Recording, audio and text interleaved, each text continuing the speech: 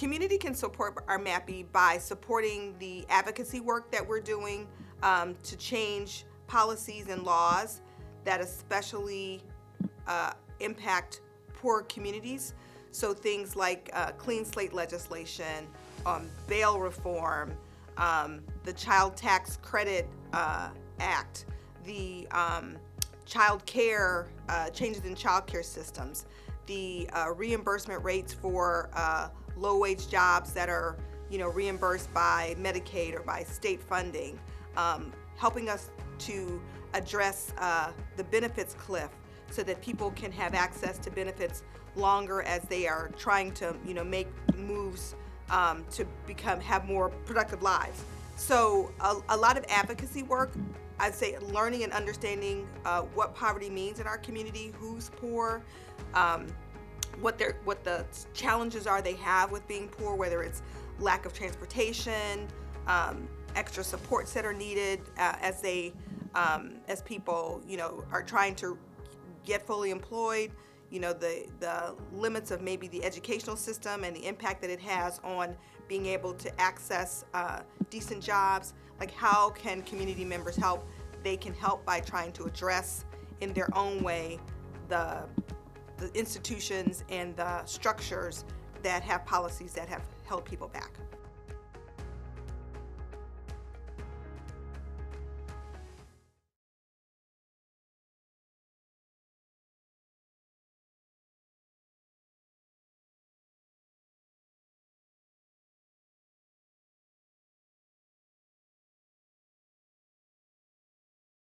Income is a major proportion of people's livelihoods.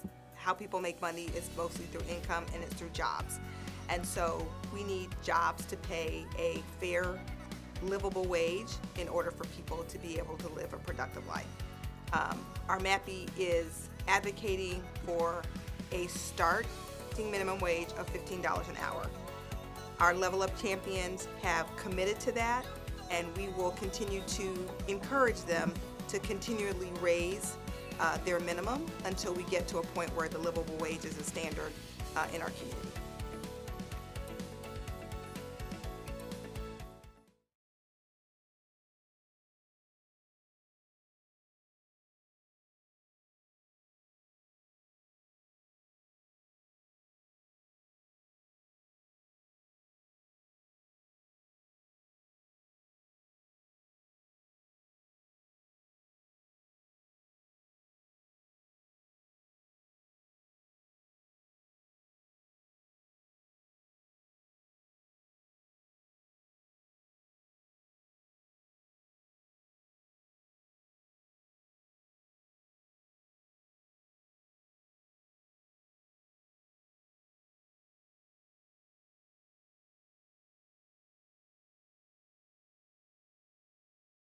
The connection between low wages and poverty is that if you're not making more than $15 an hour, you're going to be considered poor by the federal poverty standards. So $15 an hour for a family of four represents a standard, a threshold that is higher than the federal poverty limit. And so we are pushing to make sure that in our community, $15 is the minimum.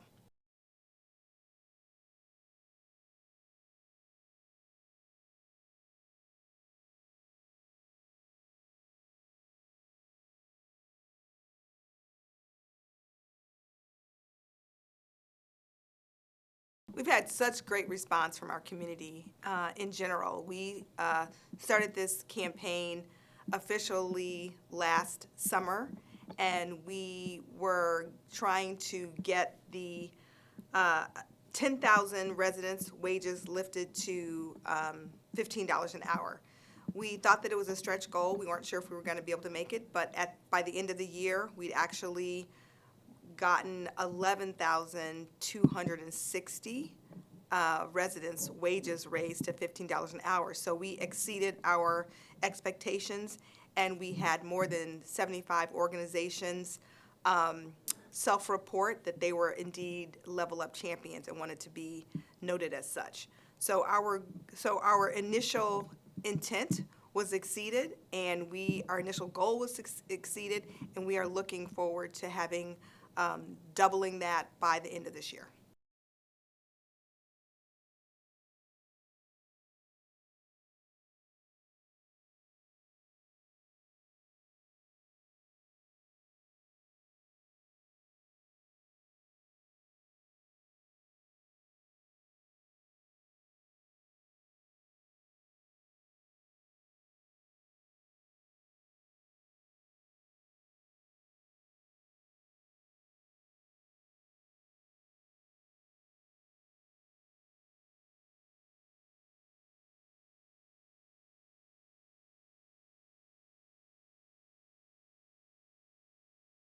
So I would love to see a point where our community sets an expectation that any employer pays at least $15 an hour. Um, and those that are even more progressive and understand the connection between wages and poverty, and wages and thriving, and the economic engine that it provides to our community, would level up, would raise their minimum wages to a living wage standard. We know that it is not just about income. It is a lot about income, but it's also about providing people with jobs in places where they feel like they can thrive and do their best. So we are hopeful that we will create a set of conditions in our community where there is hiring, promotion, and retention, and support systems that are identified and implemented that give every employee, every resident, an opportunity to really live their best life and do their best work in a place where they live.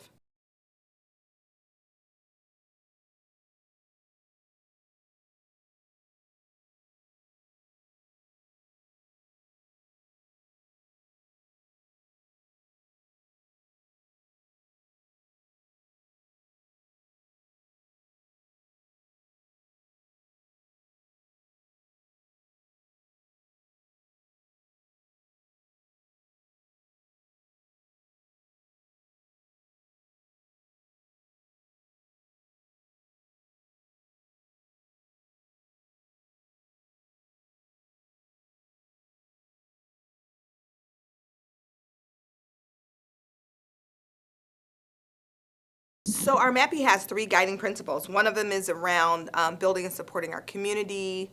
The second one is around addressing trauma, and the third one is around addressing structural racism.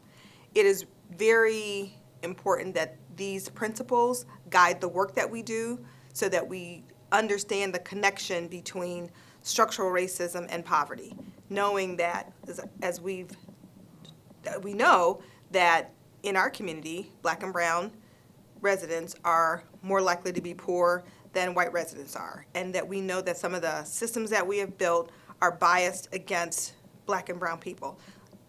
Understanding the racial makeup of these issues helps us to figure out how we can solve it, and so that is why our MAPI puts a focus around one of its guiding principles around addressing structural racism.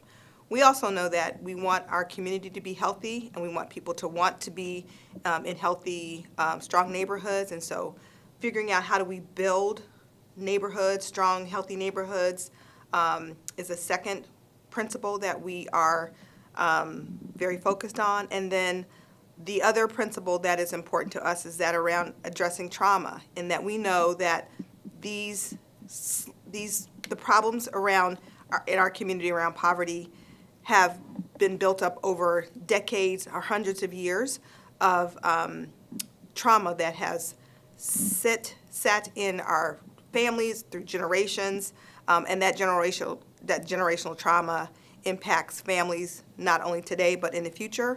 How do we help families to overcome and deal with those traumas so that they can kind of shed some of that and become less connected to that trauma and build strong lives?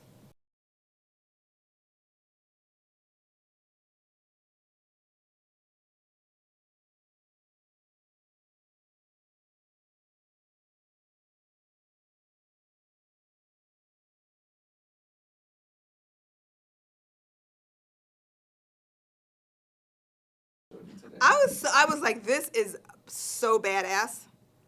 I was like, this is like, it was